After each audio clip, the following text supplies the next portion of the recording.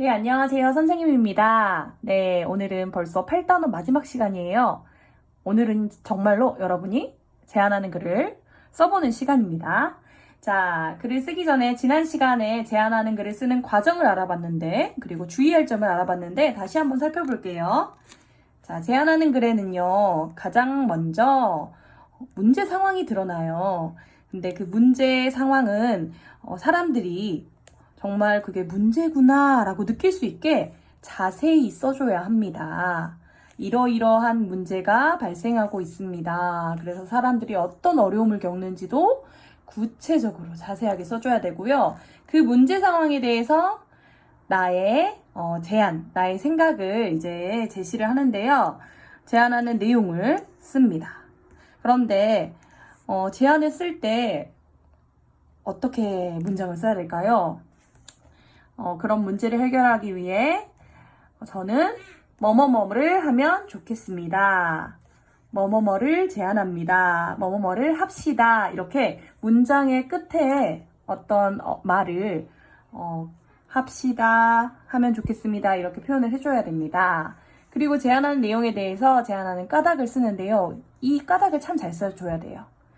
내가 왜 이런 제안을 했는지, 내 제안이 받아들여지면 어떤 점이 더 좋아질지에 대해서 자세하게 써줘야 읽는 사람이 그 제안을 받아들일 가능성이 커집니다. 그리고 마지막에는 그 글에 어울리는 제목을 써줍니다. 여러분이 어제 여기를 완성했지요? 네.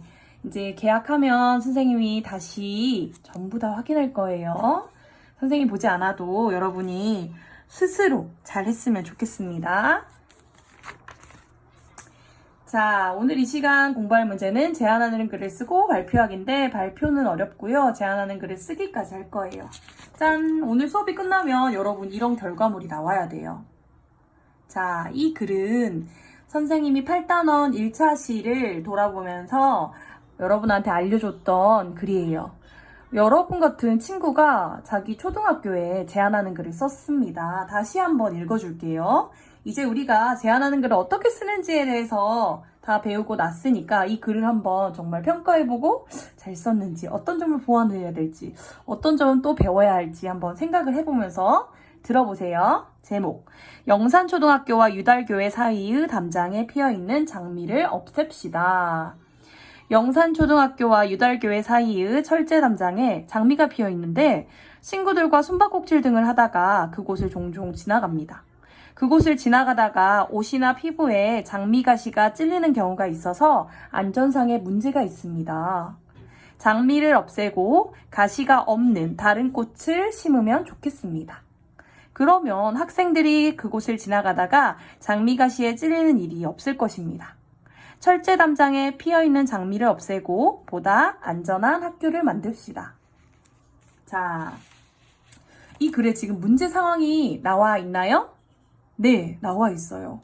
선생님이 보니까 이렇게 지나가다가 장미에 찔리기도 해서 안전상에 문제가 있어요 라고 이만큼이나 문제 상황을 자세하게 썼습니다. 그리고 이 학생의 제안이 여기에 드러나요. 그래서 제가 생각하는 것은요, 제가 제안하고 싶은 것은요, 장미는 가시가 있는 나무니까 그거 다 베어버리고, 장미 없는 예쁜 다른 꽃을 심자라고 제안을 하는 거죠. 만약에 그렇게 제안이 받아들여지면요, 그렇게 되면 어떤 좋은 점이 생길지, 어떤 점이 나아질지, 이렇게 까닭을 또 잘 써줬어요. 선생님, 이 글 참 잘 썼다고 생각해요. 그죠? 그리고 이 제목도 써줬는데 제목은 여러분이 조금 재미있게 창의적으로 또는 한눈에 제목이 와닿게 바꿔서 표현할 수도 있어요. 예를 들어 장미 없는 안전한 학교 이렇게도 할 수 있겠죠. 자, 그래서 여러분도 오늘 공부가 끝나면 이렇게 이 종이에 여러분의 제안이 담긴 글을 완성하게 됩니다. 그리고 여러분이 완성한 제안하는 글을 사진으로 찍어서 선생님께 전송해 주길 바랍니다. 그럼 선생님이 읽어보고 좋아요, 잘 썼다 또는 이 점은 보완하면 좋겠는데 이런 것들을 조금 공개하도록 할게요. 다음 영상에서. 네. 자, 그러면 교과서로 돌아올게요. 교과서는 240쪽입니다. 자, 1번. 어떤 제안을 하면 좋을지 먼저 생각해 보래요. 그래서 우리 주변에서 해결했으면 하는 문제를 먼저 떠올려 보라고 합니다. 선생님 생각은 여러분이 범위를 크게 잡으면 조금 어려워질 수 있어요. 만약에 우리 지역의 문제에 대해 제안을 할 수도 있고, 사실 우리 나라 국민에게 제안을 할 수도 있고, 뭐 사실 할 수 있다면 그렇게까지 해도 좋지만요. 여러분 사실 그렇게까지 생각이 잘 안 들잖아. 그래서 우리 주변, 내 주변이면 가장 가까운 건 뭐야? 가족. 그리고 좀 더 가까운 거, 좀 범위를 넓히면 학교. 그쵸? 그래서 가정이나 친구나 학교에 제안하는 글을 쓰기 위해서 그쪽에서 좀 문제 상황을 떠올려 봤으면 좋겠어요. 우리 정암초등학교에서는 어떤 문제가 있을까요? 여러분 어떤 불편한 점이 있었나요? 코로나19 상황으로 인해서 강당을 사용하지 못했던 문제? 그것도 문제라고 할 수 있을까요? 또 어떤 문제들이 있었나요? 자, 여러분이 한번 떠올려 보세요. 여러분 입장에서의 문제를 떠올려 보고요. 자, 그리고 두 번째, 떠올린 문제를 어떻게 해결하면 좋을지 생각해 보세요. 라고 되어 있고요. 여기서 충분히 생각을 많이 하고 써보고 고민해 본 다음에 글쓰기로 들어가야 됩니다. 선생님이 글쓰기 잘하는 방법은 뭐라고 했어요? 생각과 고민을 많이 해보는 거라고 했습니다. 자, 그러면 241쪽으로 넘어오겠습니다. 자, 제안하는 글을 쓸 때 필요한 내용을 떠올려 봅시다. 제안하고 싶은 문제 상황을 정해보래요. 문제 상황은 뭐예요? 아까 봤던 거예요. 이 친구처럼 우리 학교에 또는 우리 집에 어떠한 문제가 있어서 그곳에서 어떠한 불편함이 있고요. 이런 문제들도 발생하고 있습니다. 라고 쓰는 게 문제 상황입니다. 자, 그 다음 제안할 내용과 까닭을 쓰죠. 마찬가지예요.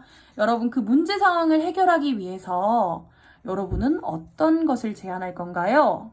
여기에다가 그래서 뭐뭐뭐뭐 합시다. 제안한 내용을 쓰고요. 만약에 그렇게 된다면, 제 제안이 받아들여진다면 그렇게 되면 어떤 좋은 점이 생겨날지, 또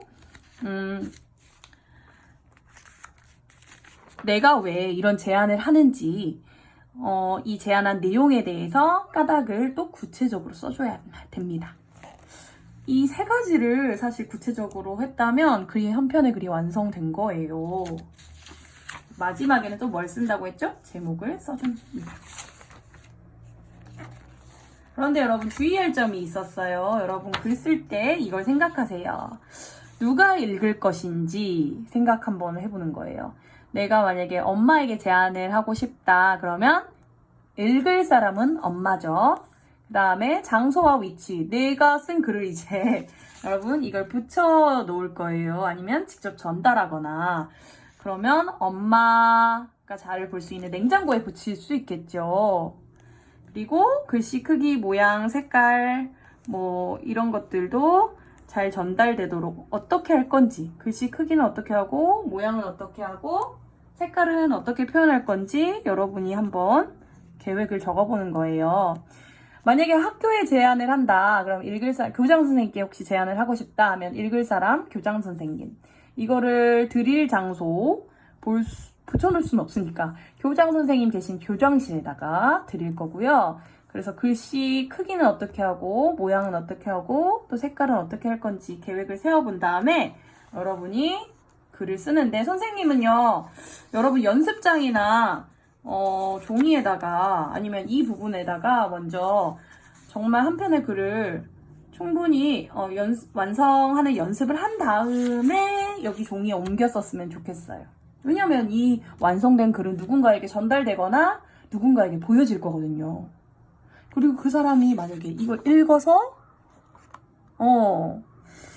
참 정성을 들였었네, 참 논리적이네, 제안하는 내용, 까닭, 이유, 뭐 제안의 내용이 잘 드러났네 라고 생각을 하면 정말 그 제안을 받아들일 수 있어요.